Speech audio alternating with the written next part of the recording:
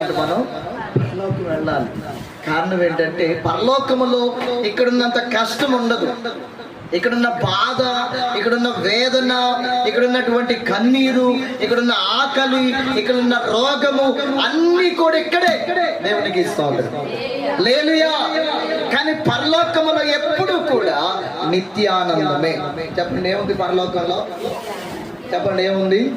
ఎప్పుడు ఆనందమే, ఎప్పుడు సంతోషమే. హల్లెలూయా.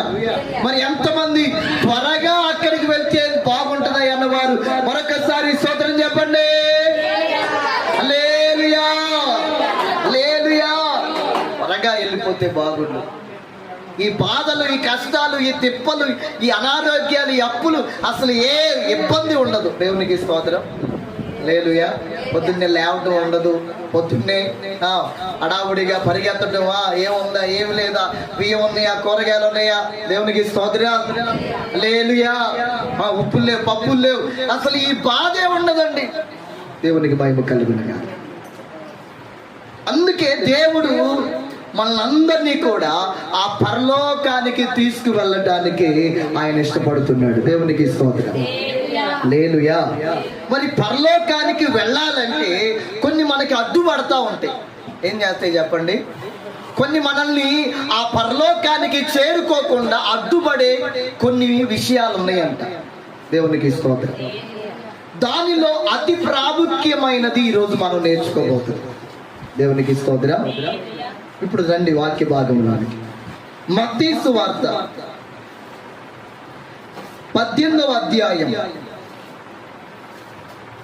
21వ వచనం 22వ వచనం చదవండి.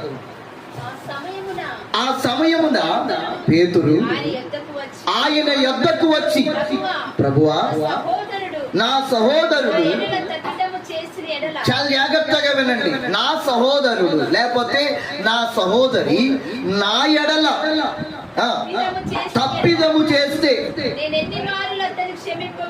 నేను ఎన్ని మార్లు అతన్ని క్షమించాలి?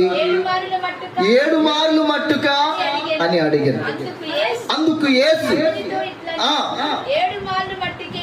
7 మార్లు మట్టుకే కాదు,